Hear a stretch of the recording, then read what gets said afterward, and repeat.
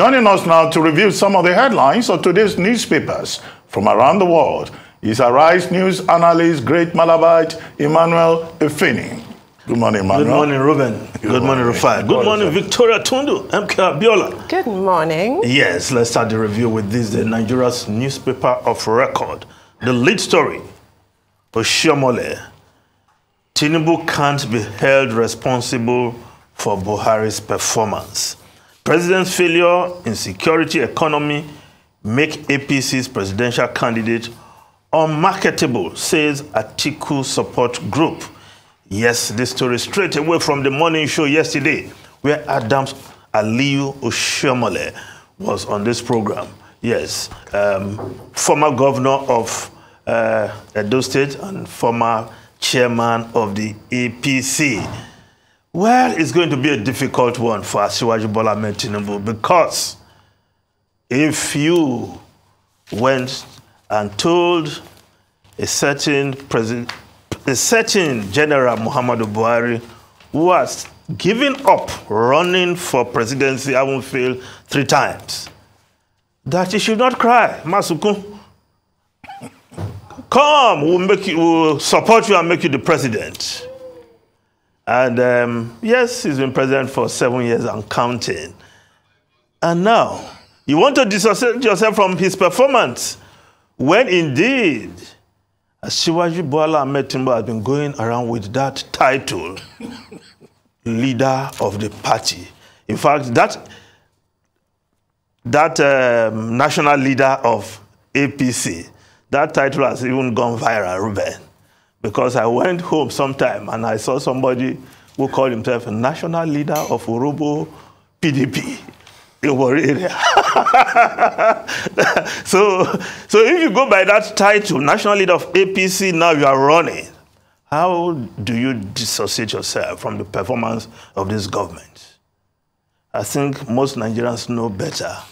But it's going to be an interesting encounter come September when the campaigns kick off. I would like to hear from Asiwaju Bola Ahmed Tinubu himself, how he will dissociate himself from President Muhammadu Buhari and his performance. Well, if he does that, it means himself has acknowledged that the performance was that terrible that I cannot associate with it. But again, we'll hear from the man himself, because what we have now is people speaking for him.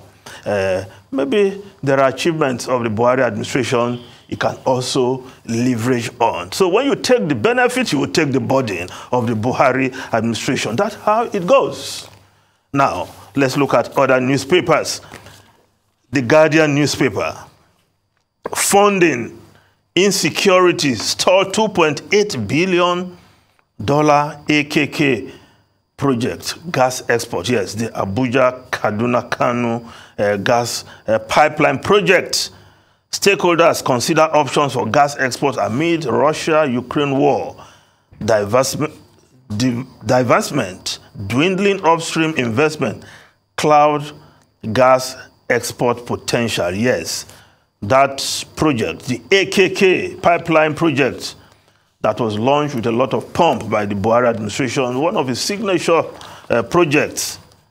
Well, the news is that that project has been stalled. According to the Guardian, thousands of workers have deserted site, especially in the section spanning Abuja to Kano, as terrorists continue their onslaught on life and property in the area. Of course, there's also funding challenges. It was also gathered may further frustrate the completion of the project, especially with the withdrawal of the interest by China to finance the 614-kilometer pipeline. So that project in a quandary, sort of. No funding, terrorists attacking workers. That is the nature of our polity right now. Now, the Vanguard newspaper, yes, insecurity. Nigeria no longer attractive for foreign direct investment. Senate President, Security Chief says level of insecurity most frightening. Of course, it should be frightening when it is close to the seat of power. And senators can't move freely in the Federal Capital Territory. But when it is the rest of the country, maybe it is not frightening at that point. Now it is closer home to the seat of power, and the National Assembly, of course, they are worried, already threatening to impeach the president if something is not done in the next couple of weeks. National security must be seen from a collective perspective. Chief of Defense Staff tells Senate. Terrorists shoot AIG Zone 12, kill oddly injured escorts. IGP summons police strategic commanders, orders raid on suspected criminal cells, enhance security at prison facilities, use maximum firepower against terrorists. Air Chief orders NAF pilots personnel, pay attention to regional, continental, international ramifications of threats. Osinbajo task military. Now, other newspapers are also reporting the National Assembly's military chief meeting. Rising terror threats. The Punch newspaper reporting National Assembly leaders fret rally security chiefs for protection. Senate holds marathon meeting with military, police, DSS chiefs. Seek solution. Attack on Abuja daring. Terrorists no more afraid, says House of Representatives. IG meets police commissioners. Insecurity most frightening now. Ahmed Lawan, the Senate president. Well, the Daily Trust newspaper, condemnations as NBC finds Trust TV 5 million naira over banditry documentary. DSTV, Star Times, TSTV also fined. We acted in public interest. Trust management, activists, academics, flay government. Yes, true to the threats of the Minister of Information, the Nigerian Broadcasting Commission has now slammed DSTV, Trust TV, and others with the fine for airing a documentary produced by the BBC. Now, of course, many stakeholders in the media space are condemning the action of the government because the Daily Trust, the Trust TV, they're also saying that as a television station, we believe we were acting in public interest by shedding light on the thorny issue of banditry and how it is affecting millions of citizens in the country. I also thought the government would have learned something, one or two things from that documentary. We should be useful in not only combating these terrorists, but getting to the roots of the matter. But the government is not seeing it that way. They called it glorification of terrorism. But where do you draw the line? Reporting and what you consider as a glorification. But of course, even some academics are also condemning the government. The mass media has a responsibility to the public, and the government should, rather than sanction the media, address insecurity. Yes, a lecturer, Bashir Marina, an associate professor from Bayero University, making that statement there. Now, the New Telegraph newspaper, of course, the story there, fight against insecurity, show no mercy, Air Chief tells commanders. This newfound zeal, I don't know where it has been all this while. This newfound, I don't know where they're getting this from. Well, the president asked them they have all the freedom. Whoever has been restricting the military from going the whole hog in dealing with these bandits should please just keep it that way. And we hope the military will not give us excuse anymore. We want to see these bandits, terrorists, Islamists flushed out of this country. Bring their impact to the barest minimum. But as we've heard from security experts, they seem to be all over the place.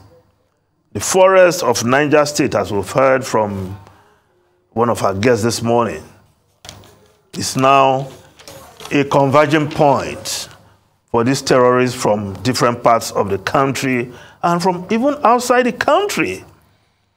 So, the military, they have their work well cut out for them. And I hope all the long meetings, 5 hours meeting they had with the Senate, the National Assembly leadership yesterday, I hope we'll have another long meeting, another series of Security Council meetings when things degenerate. We want to see an improvement in the security situation in the country. We are not asking for too much, because that is the duty of government. Otherwise, we go back to the state of nature. And of course, we're not going back to the state of nature, where things are nasty, brutish, as they seem to be in our country today, in different areas.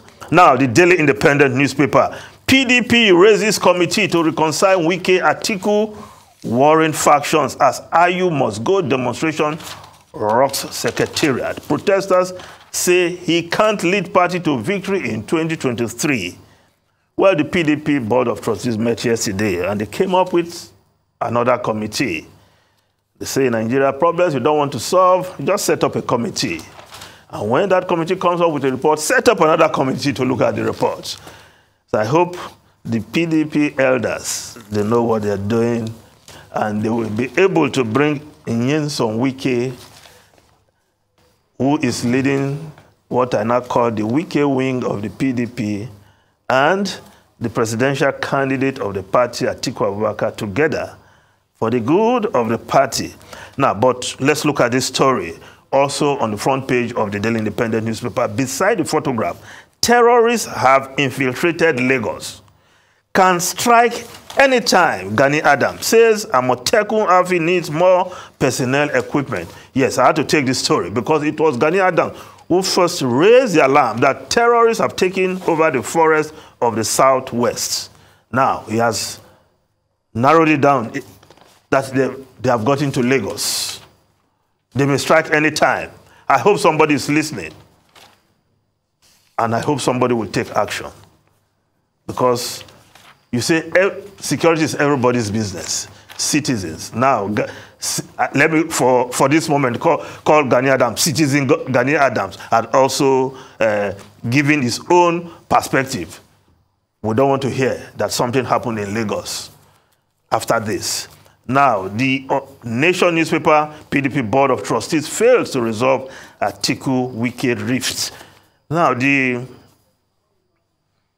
Daily Sun newspaper, Senate moves to solve insecurity problem. Now, the story is below the photograph. Federal government justifies 1.4 billion car purchases for Niger Republic as FEC approves 2.6 billion for utility vehicles, gadgets for security agencies in FCT. Yes, so much has been said about this. The Minister of Finance said, well, we can ask questions, but the president has responsibility to decide what is best in the interests of Nigeria at any given time. But you think we're playing the big brother role in Africa, Africa being the centerpiece of Nigeria's foreign policy, but the affinity of President Buhari with Niger Republic, which is well publicized, which himself has advertised so glowingly, has made some of this kind of gesture questionable. Because what are we getting from Niger Republic? No. Arms flow in from that end into Nigeria. Bandits come in and go out freely. What are we holding Niger Republic accountable for? Nothing. We donate luxury jeeps to them, to the government. To do what? They're not going to patrol the borders with that kind of vehicles. Certainly. No, the cost itself, you know. So, well, let's just take one foreign newspaper quickly. Now, the Times of London. Truss will challenge the status as Prime Minister, says supporter Javid. Of course, Javid is throwing his weight, surprisingly, behind Liz Truss. And in a stinging attack on Sunak, Javid suggested that his refusal to cut taxes risks Britain becoming a middle-income economy with a loss of global power. Ruben Rufai and Tundu. Well, just on Niger, you know, the outcry that has greeted or attended the donation of 10 Toyota SUVs at the cost of 1.145, you know, it's everywhere. Some Nigerians have even raised the question that what is it about Niger, beyond all the points you made earlier on about foreign policy and all of that? And I read a piece by Farouk Perogi, the journalist, scholar, teacher of mass communications in the US, in which he was saying that, look, the other time we had issues with Niger with regard to the train line, you know, that goes to Maradi. Yeah, to Maradi. That what President Buhari said was that he has cousins in Niger. His affinity is well advertised by himself. So Perogi was raising the question that, okay, a lot of Nigerians too have, they have cousins in the Republic of Benin. They have cousins in Cameroon. But they are not the president of Nigeria. Yeah, so they are not another question that he raised, I hope I'm quoting him correctly, is that, okay, this 1.145 billion naira, was it really approved by the National Assembly? So people can raise a lot of questions, but on the other side of it... Or was it done surreptitiously? Well, I thought I saw that question also in that piece. And then the other thing that I've seen since I spoke earlier on this issue is that in one of today's newspapers, there is an indication that the president of Niger, President Bazoum, you know, is giving national honors to 6 Nigerians, okay, including the governor of Zamfara State, you know, including also Alhaji Samad Rabiu, Alhaji Aliko Dangote, where Alhaji Samad Rabiu, Alhaji Aliko Dangote, these are, you know, investors, you know, private persons. The Dangote Foundation has done so much within the West African region. But Nigerians are going to look at that photograph and say, hey, this is what we have been saying about the closeness between Nigeria and Niger. We should be close to Niger Republic. Yes, but no doubt about it. They are our neighbors. But the issue, of course... So we don't need to fund them and but their the security. issue... They should also help us in taming the security challenges we have. But they are not doing from their own end. But the issue, of course, is that this whole thing about Africa being the centerpiece of Nigeria's foreign policy process, I don't imagine that it will change very soon. So there are more and more cases, you know, as I said, payment of salaries, funding of elections across West Africa.